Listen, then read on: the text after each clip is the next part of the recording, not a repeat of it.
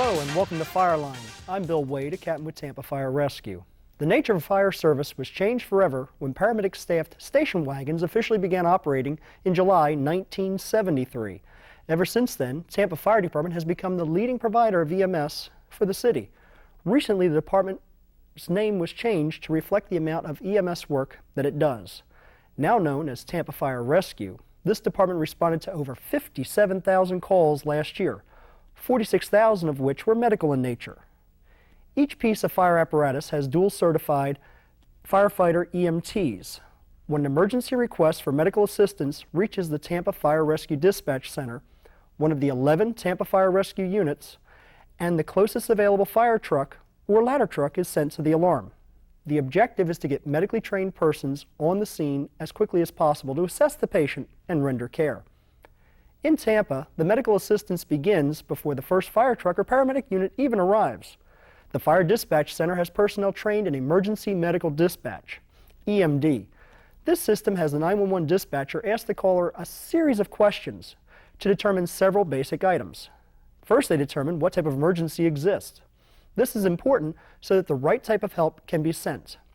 The EMD dispatcher asks some medical background about the patient. This information is relayed to the responding paramedics.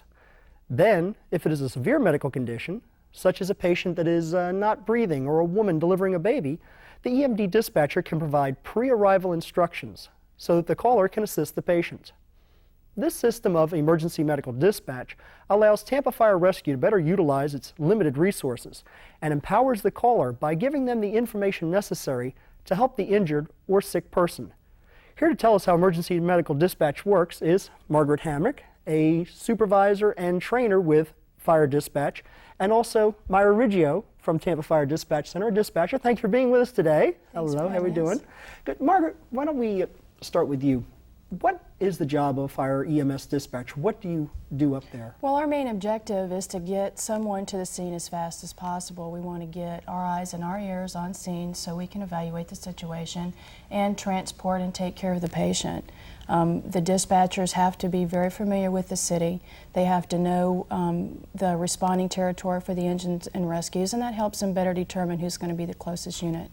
Sounds like a pretty responsible job, getting all those resources out quickly. Now, Myra, you've been a dispatcher how long now? Just over almost a year and a half. What got you interested in being a dispatcher?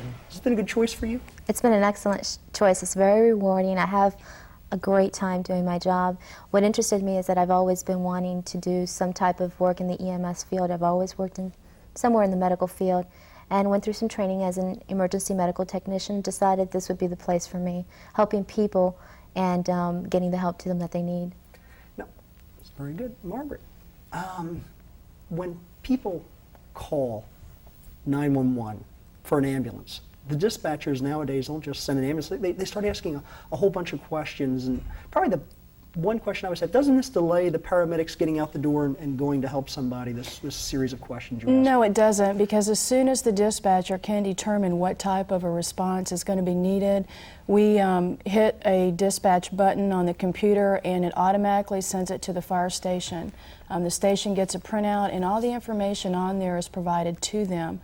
So even though we're continuing questioning the caller, the units can already be responding. And I understand the questioning doesn't take that long of a period of time. It takes from anywhere from 45 seconds to a minute and a half that we can determine what type of a response is necessary and get the units responding. And we're usually off the phone within a minute and a half. That's pretty reasonable. Myra, now you understand you all are trained somehow to help the citizen and help the caller and stuff like that. We mentioned that in the opening little speech and all. How does that work? It's not just a guesswork type thing. I understand you have some type of flip charts that you brought along here. That's correct. We do have this advanced medical priority dispatch protocol that we use at the outset when we are employed and started doing our jobs as 911 dispatchers. We're trained to use this protocol, and throughout the time that we're working as dispatchers, we are continuing to get more education, more training. We do provide or rather not provide, but I can't think of the word. For the caller? No, we participate. Participate. There you go. In different types of training and different types of continuing education programs that enable us to use this to the best that we can to help the caller. Okay, well let's just for the heck of it, now we shot some videotape up at dispatch, seeing how some of the dispatchers work. Let's you and I do a little role playing. Okay. What do you say? Okay, Sure. I'll call in. I'll be the caller, and I've just called 911, and you've answered the phone.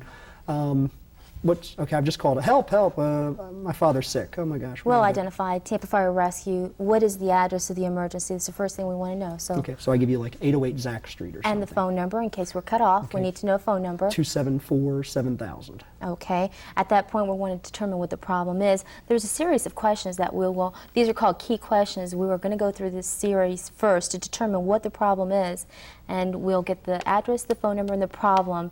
At that point, we want to know if there's multiple people that are hurt. For example, in a car accident, how old the patient is or are, if they are conscious, if they are breathing, and whether they're male or female. Let's go ahead and like I said, I'll be the caller, and while we're doing this, the people will be seeing some tape from the dispatch center, and let's go through this. Okay, I've just called. Okay, so I've just called. We'll start this. Hello, help! Is this the paramedics? This is Tampa Fire Rescue. What is the address of your emergency? 808 Zack Street. And the phone number you're calling from? 274-7000. All right, sir. What's the problem? It's my father. He's having some really bad chest pain. All right. How old is your father, sir? He's 65. Okay. Is He he wishes. Okay. Is he conscious at this time? Yes. Yeah. He's sitting here talking to me. And is he breathing? Yes, he is. At that point, I've determined, you've told me he has chest pains. There is a card designated for chest pain problems. I'm going to proceed to the questioning there. First question is he alert, able to talk to you? He's talking to me, yes. Is he sweaty or changing color? A little bit. He doesn't look good at all. Okay, a little bit sweaty or changing color? Okay, something specific. He's a little bit sweaty, but his color's okay. Okay, does he have a history of heart problems? Yeah, he takes some heart pills. I don't know what it's about, though. And is he breathing normally? He looks to be breathing okay.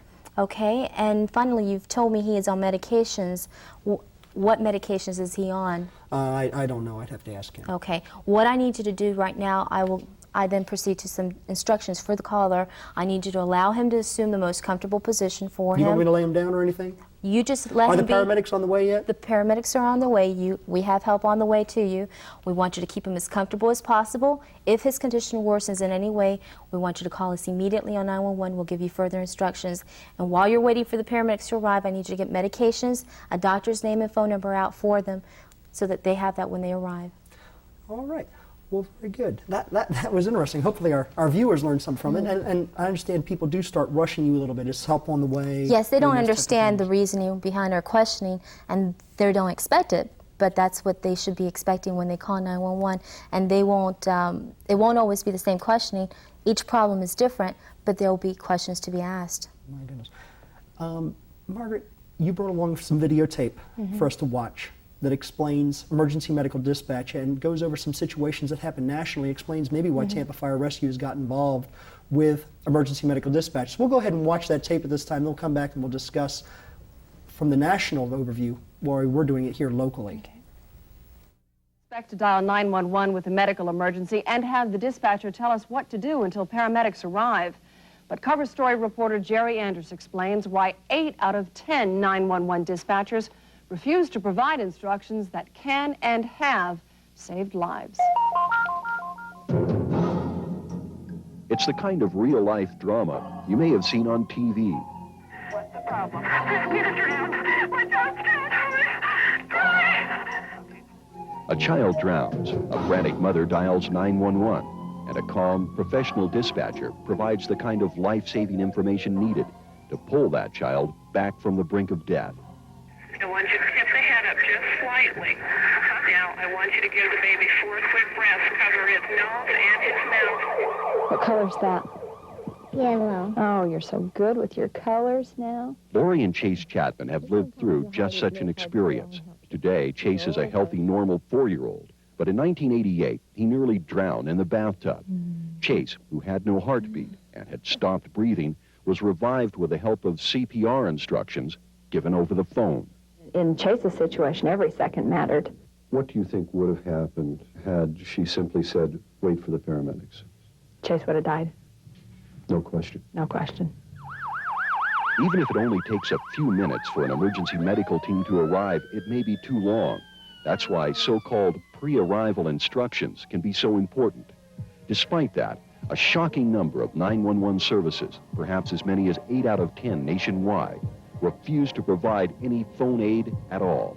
Okay, listen, tell me, what are the questions to breast, please? You. You're asking me. Yes. I can't give you that information. That's occurring, in some way, shape, or form in the majority of dispatch centers in North America. We've had 3 cases in the last 60 days. Mothers were heard pleading for the dispatcher to tell them how to do CPR. On March 1st, 1990, 2 years after Chase Chapman was saved by a 911 dispatcher in Layton, Utah, 14-month-old Brookie Hauser fell into the family pool in Boca Raton, Florida. Her hysterical 13-year-old sister called 911 for help.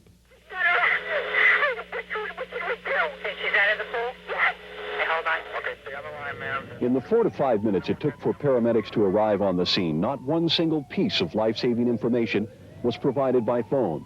There were assurances help would be there soon, and it was, but not soon enough. Brooke was revived, but she suffered severe brain damage. Her entire family, including her twin sister Rachel, was devastated. They were also appalled. The kind of help they'd seen on TV, the kind that had saved Chase Chapman's life in Utah, was not available to them. They just send you an ambulance. They dispatch an ambulance or they dispatch the police. I would have never known that this system doesn't exist the way you see it on TV. After more than a year living in a kind of twilight world, fed by tube, comforted by her family, little Brookie Hauser completed the journey she began that terrible March morning. Questions remain, however. Could a few simple instructions over the phone have changed all this? And if so, why is such information being withheld when there are lives on the line? That story, tomorrow. Jerry Anders, for Cover Story.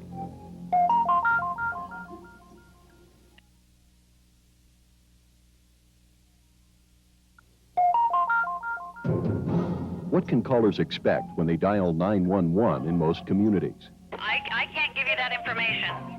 They'll send an ambulance, but they won't give you emergency medical advice over the phone. The question is, why? They're afraid of lawsuits for giving the wrong information. But what I believe is, how can you hurt someone that's already dying? Yvette Hauser founded PANDA, Parents Against Negligent Dispatch Agencies, after her 14-month-old daughter Brooke's near drowning in the Florida family's pool. Yvette believes a precious resource is wasted every time dispatchers fail to provide help to callers. Those critical minutes when you pick up that phone and you say, please help me, what should I do? My baby's turning blue. Brooke Hauser died after a year in a persistent vegetative state. She, and many others like her, may be the indirect victims of an all-too-common social disorder. Litigation psychoses, people petrified because they're afraid of being sued, typically prevents human beings like that dispatcher from doing the right thing. The terrible irony in all this, there is no record of any lawsuit ever being filed because emergency medical help was provided by phone. On the other hand, there are now 6 major lawsuits pending against 911 agencies nationwide because they failed to provide that kind of help. 911 emergency. I have an emergency. And the proper kind of assistance is not all that hard to provide. My son, he's 8 weeks old, and he's talking. And you need to settle down so I can help you. This inexpensive flip card system, which was developed in Salt Lake City, allows dispatchers with a moderate amount of training to provide sound medical advice in seconds. It's called 0-minute response. Okay, place 2 fingers on his stomach, just above the belly button. Above the belly button. Do you understand me so far? Push quickly down in the stomach. The dispatcher is really the first responder. Even before the closest fire engine can get their red light and siren, the dispatcher is already there. They're just there by remote control. Quick decisions can be made, life-saving information given, all without any apparent increase in legal liability. Los Angeles adopted the Salt Lake approach in 1988. Since then, thousands of emergencies have been called in, and yet... We haven't heard any lawsuits, no complaints over what we've tried to do to help people so far. There is, however, a growing number of complaints by those who've been denied help in life or death situations. Especially angry because there appear to be no sound medical reasons to say no. pre-arrival instructions are not only safe to give when given by trained dispatchers, but are a moral necessity. A moral necessity, yes. A legal requirement, not yet. There are no national standards requiring 911 agencies to provide any kind of medical help over the phone, a situation many consider outrageously callous and unacceptably dangerous when there are lives on the line. Jerry Anders, for Cover Story. Margaret, we just saw in this videotape very compelling evidence for why we should give pre-arrival instruction, but why do you think it's important that we provide the citizens of Tampa with this type of service? Well, it's very important because the dispatchers are the first responder. We've got a moral obligation to the citizens to provide them with as much information as we can. This system is legally defensible. Dr. Clausen put a lot of time and effort with a lot of other individuals, and the dispatch system is very outlined and specific. We don't respond emergency to a lot of calls because they have found that the 43.5 seconds that you save responding emergency to the scene for some situations will not help the outcome of the patient, because once they get to the hospital, they'll sit in the hospital emergency room. So we want to give pre-arrival instructions because we are the link to them before anybody could ever get there. And that liability was also brought up, that there's some places throughout this country that are being sued for not giving the pre-arrival instructions. Right, because it is available. A lot of people have the misconception because of the 911 shows that every 911 center across the county gives pre-arrival instructions, and that is not the case. A very small percentage of them do. And because it is available to provide, they are being sued because they're not providing it. Myra, changing the subject just slightly, we've talked about the pre-arrival instructions, but a lot of times in Tampa and other places throughout the Bay Area, the first vehicle to arrive in a medical emergency is not a paramedic unit, it's a fire truck or a ladder truck or something. Why do you dispatch those early on? Well, the reasoning for that is because within the city of Tampa, there are a lot more rescues. There's actually, there's a lot more engines. There's 19 engines versus 11 rescues. And the personnel on the engines are also medically trained. Many of them are EMTs, some are even paramedics that can lend help once they get on scene. We want to get the help to them as fast as possible, as prompt as possible, get someone on scene, get eyes on scene, hands on scene, to start helping that patient. And if an engine is the closest unit, then it's logical to send whoever can help that patient first, get there first. That's why they'll go an engine. And what type of situation should people call 911 for? I know that some people out there, they don't want to bother us, but actually we'd rather them call, especially in some certain situations. Absolutely. Any situation that they feel is life-threatening, anything that they are in doubt of, for example, chest pains. A lot of people deny that they have a problem. They may think, oh, it'll go away, but if there's any doubt, call. In a chest pain, call. Choking or having difficulty breathing, any serious bleeding or hemorrhage, a fall or a trauma, even motor vehicle accidents, anything that the person's life is in danger, they should call 911. Okay, I think the term we've been using is don't guess. Call EMS. Call EMS. Yeah. Exactly. And then go ahead, because it really doesn't cost anything to have the paramedics come out and check it out. And if they were wrong, it's not a life-threatening thing or not a serious problem, then there's really no problem. Right. That's No, nothing lost. Margaret, what type of information should the callers be prepared to give that 911 dispatcher, whether it's here in Tampa, Pinellas County, or wherever? One of the most important things is the address. A lot of people, because we live in Florida, the Sunshine State, a lot of people come down here and visit, and sometimes they do not know what their address is that they're staying. So they need to make sure that they have the address. They need to post it by the phone along with the phone number, because in emergency situations, sometimes people really do forget their address. They need to be prepared to answer the dispatcher's question, but the most important thing is what's the problem, and stay on the line with the dispatcher, answer their questions, remain calm, and have the address, and stay on the line until the dispatcher says it's okay to hang up, because they do give everybody instructions. And also I heard when Myra and I did the little role play at the end, she said, well, look, if anything changes, that's the most important thing. back. We tell everybody, the one thing that we tell everybody is if the patient condition changes in any way, call back at 911. We also tell them to get out their medications if they're on any and write down the name and number of the doctor. This helps the paramedics because they need that information when they get there. It helps them to better assess the situation and to determine what the problem is. Margaret, a few minutes ago, as we came out of the last video segment, you mentioned that Tampa Fire Rescue does not necessarily run emergency to every call anymore. Right. For example, the cat bite, the sprained ankles, items along that line. We have another videotape now for you to watch that explains why this is becoming a national trend and why the dispatchers ask the question to determine the situation and then decide, using a logical sequence, whether or not the fire trucks and the paramedic unit should run emergency to your call.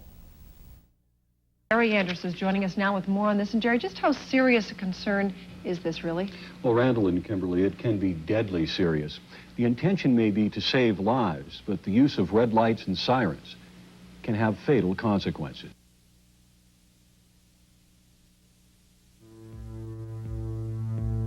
It's called running hot. Red lights flashing, sirens wailing. The intent is to save time, to save lives in medical emergencies. But too often, high-speed, heavy equipment and poor judgment have proven to be a dangerous, even deadly combination. It's a sad commentary when the first rule of emergency medical services, first do no harm. And we actually take people's lives or injure them or hurt them. Salt Lake physician Jeff Clausen believes running hot may be taking more lives than it saves. Not a baseless opinion, but a conclusion drawn from a terrible and growing body of evidence. It's devastating what we've done. Do you think it's costing people their lives? There's no question it is. It is costing people their lives. From all across the country, Jeff Clausen has gathered reports of accident after accident. There's a staggering number of them. It's estimated there are 12 to 15,000 emergency medical vehicle crashes each year. If we say there's that many a year, then we've got a problem. And in many cases, it's not just a problem, but a tragedy of the worst kind. Terrible and often fatal accidents that should never have occurred because there was no medical emergency until the lights came off and the siren sounded. It was uncalled for. It didn't need to happen.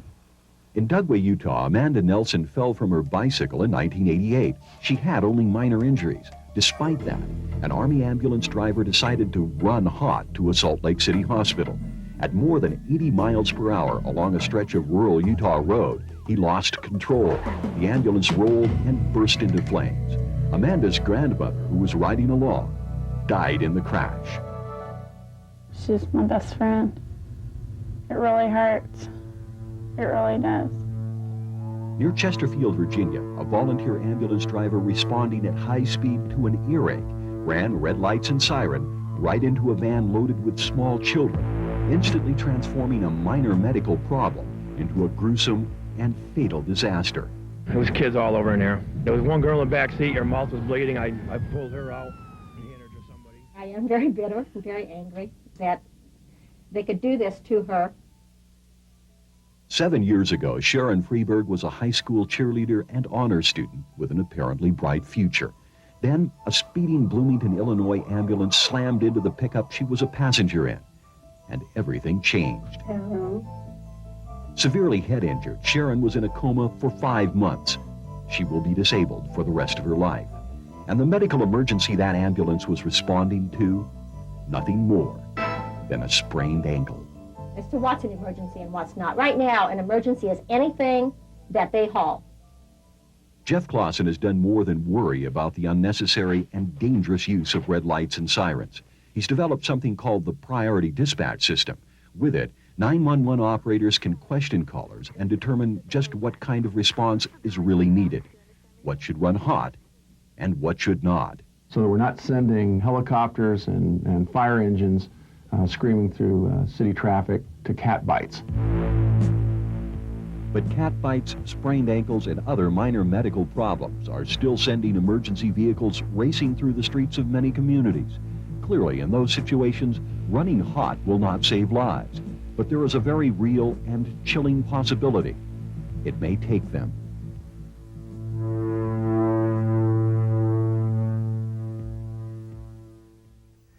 Now, Myra, you brought along these cards similar to what we just saw on this video presentation, and we looked up one and we said, okay, fire rescue doesn't necessarily respond to emergency. Although this is a medical emergency, the one we picked up was convulsions or seizures.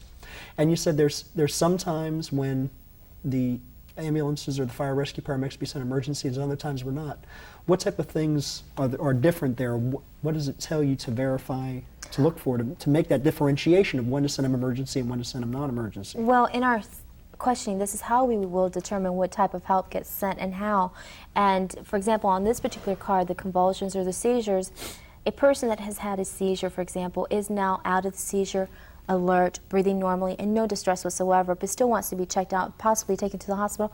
We'll get an ambulance, but it'll be a non-emergency ambulance. If they are perhaps over the or under the age of 35, but we haven't verified how their breathing is, and there's a question about it, we may want to send an engine with that. So they'll get an engine and an ambulance to verify, get somebody on the engine there. will get there a little quicker. Exactly, exactly. In the case that somebody is pregnant, has had a trauma that has caused a seizure, is a diabetic, or perhaps has a cardiac history, then we will send a higher grade ambulance, which is referred to as an ALS, an advanced life support ambulance. So there's a difference too in the type of ambulance that they're going to get. They'll either get basic life support or advanced life support. And in the worst case scenario, a D response being they're going to get an advanced life support ambulance and a fire engine running emergency in case they're not breathing, or they're having multiple seizures, continuous seizures, and perhaps their breathing has not been verified and they're over the age of 35. So all of this information you've gathered in that 45 seconds or so of questioning, and therefore you can decide a basic life support ambulance, advanced life support ambulance, fire engine, assistance needed, emergency, non-emergency. Exactly.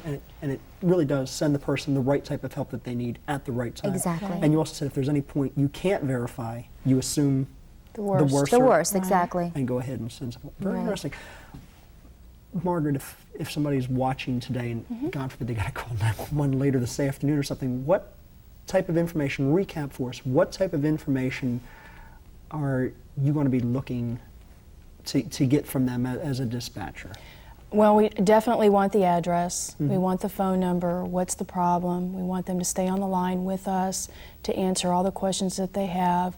If somebody's in cardiac arrest, they're not breathing, they have fallen, a seizure, they're having chest pain or difficulty in breathing, we want them to call. And here again, we don't want them to guess. We want them to call EMS. If they're not sure, then the dispatcher can dispel any problems that they may have or worries.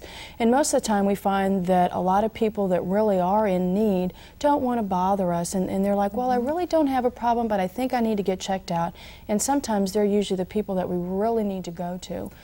Margaret, this was very interesting today. We're just about out of time.